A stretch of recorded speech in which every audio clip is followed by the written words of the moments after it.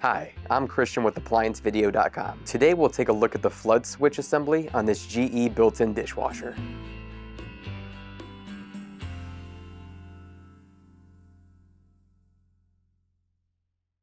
Stop. Before beginning any repair, always be sure to disconnect the power to the appliance. It is also recommended to test the outlet for proper voltage. Remember to also turn off the water. A faulty flood switch, also known as a float switch, on this GE dishwasher will cause the following symptoms. It can cause the unit to overflow or leak water. To begin the repair, click on the link below to view this repair video.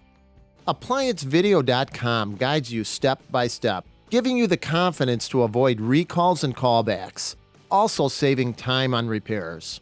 Whether you're up against an uncommon repair or the latest appliance on the market, our videos have been created with you in mind. Our growing library of videos have been produced using our factory-certified technicians who have extensive infield experience over the past 30 years.